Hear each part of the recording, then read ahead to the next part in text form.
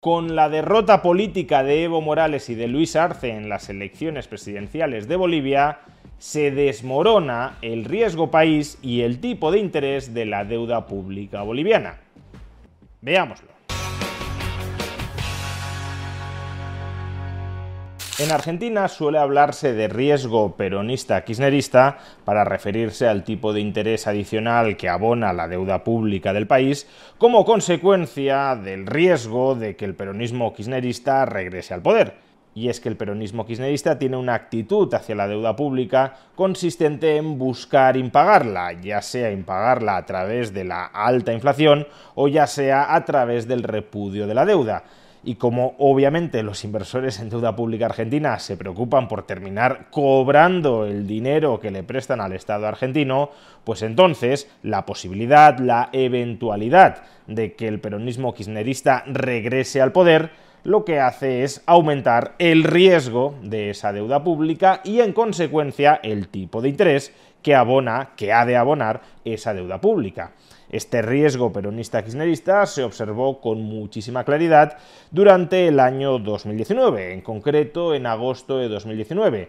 nada más celebradas las elecciones PASO de 2019, momento en el que se constató que el peronismo iba a regresar al poder a finales de año. El riesgo país de Argentina se disparó desde aproximadamente 800 puntos básicos a más de 2.500 puntos básicos. Es decir, la deuda pública argentina pasó de pagar un tipo de interés 8 puntos porcentuales superior a su equivalente de la deuda pública estadounidense a pagar un tipo de interés 25 puntos superior. Vamos, que si la deuda pública estadounidense estaba abonando, pongamos por caso, un tipo de interés del 4%, Argentina pasó de pagar un tipo de interés del 12% a uno del 29%.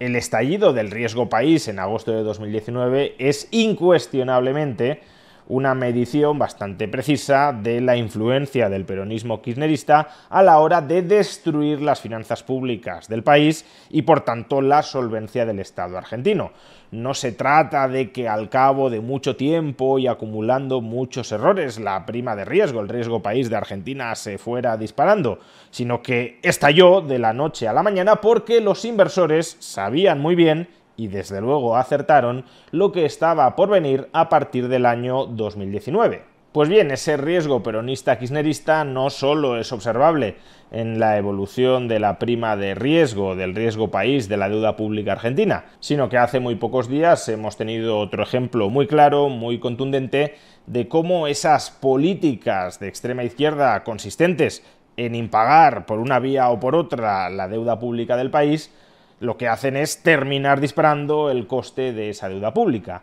Y me estoy refiriendo al caso de Bolivia. Como ya explicamos en un vídeo anterior, la izquierda radical y populista ha sido barrida de las instituciones políticas bolivianas. Ni ocuparán la presidencia de la República, ni tampoco van a tener ninguna representación relevante en el legislativo boliviano. Es verdad que esa desaparición de la izquierda radical y populista de las instituciones políticas de Bolivia se debe más a la desorganización y al enfrentamiento interno dentro de ese movimiento al socialismo boliviano, que a un deseable desencanto generalizado de toda la población boliviana hacia esas ideas populistas y radicales de izquierda. Pero, en cualquier caso, lo cierto es que durante los próximos años la extrema izquierda populista boliviana ni pinchará ni cortará en el rumbo político del país. Pues bien, ¿cuál ha sido la reacción de la deuda pública boliviana tras este resultado electoral en el que la izquierda populista y radical ha desaparecido de las instituciones políticas del país?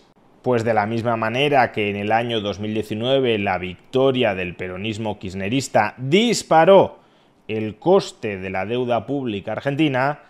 en este caso la derrota radical de Evo Morales, de Luis Arce y de sus sucesores dentro del movimiento al socialismo boliviano ha hundido el coste de la deuda pública de Bolivia. Como podemos ver en este gráfico, a lo largo de mayo y de junio, el riesgo país de Bolivia se mantuvo aproximadamente alrededor de los 2.000 puntos básicos, un nivel, por cierto, bastante similar al que tenía el peronismo kirchnerista en Argentina. Desde finales de junio, conforme fue quedando bastante claro que la izquierda radical y populista de Bolivia iba a desaparecer muy probablemente del tablero político boliviano, la prima de riesgo del país comenzó a caer y bajó desde alrededor de 2.000 puntos básicos hasta unos 1.500 puntos básicos antes de las elecciones del pasado mes de agosto. Y una vez celebradas esas elecciones y constatada la expectativa de que la izquierda populista y radical de Bolivia desaparecía del tablero político nacional, ¿qué sucedió? Pues que solo en un día la prima de riesgo del país descendió en más de 300 puntos básicos. El 18 de agosto se redujo hasta 1.200 puntos básicos, desde alrededor de 2.000 en mayo de 2025 hasta 1.200 al día siguiente de las elecciones. Y en la actualidad pues sigue rondando ese nivel de 1.200 puntos básicos. No se reduce mucho más porque todavía hay muchísimo que hacer en las finanzas públicas bolivianas para volver a ponerlas en orden y, por tanto, para que el Estado boliviano sea solvente y muestre capacidad y voluntad sólida de hacer frente al repago recurrente de los vencimientos de su deuda. Este es, pues, el enorme coste de colocar a irresponsables fiscales al frente del Estado, que disparan el coste de financiación de ese Estado y, por tanto, también elevan indirectamente el coste de financiación de todos los otros agentes económicos dentro de la economía. Porque si el Estado abona tipos de interés mucho más altos para colocar sus títulos de deuda, entonces el sector privado, sometido a la bota fiscal de ese mismo Estado, también tendrá que abonar tipos de interés más altos para colocar su deuda en competencia con la del Estado. Y tipos de interés estructuralmente mucho más altos en el sector privado implica menor consumo de bienes duraderos y sobre todo menor inversión, es decir, mucha más pobreza futura. Y todo esto, por cierto, no tiene absolutamente nada que ver, como muchas veces tiende conspirativamente a pensarse, con una especie de confabulación de los todopoderosos mercados para hundir financieramente a los gobiernos de extrema izquierda. En realidad es algo mucho más simple. Si esos gobiernos de extrema izquierda se caracterizan sistemáticamente por no terminar pagando el exceso de deuda pública que intentan colocar en los mercados, pues entonces, obviamente, los ahorradores, los inversores, no te van a querer financiar a un tipo de interés que no les compense el extraordinario riesgo que están soportando al prestarte a ti, a un impagador serial. Si los gobiernos de extrema izquierda quisieran financiarse a tipos de interés mucho más bajos y mucho más asumibles, lo que tendrían que hacer es o endeudarse menos, o después de haberse endeudado mucho, poner en marcha políticas presupuestarias conducentes a equilibrar el presupuesto y por tanto a incrementar la solvencia del Estado. Como eso es algo que o no saben o no quieren hacer, pues entonces las políticas públicas de esos gobiernos de extrema izquierda conducen a largo plazo a un impago directo o indirecto de esos títulos de deuda pública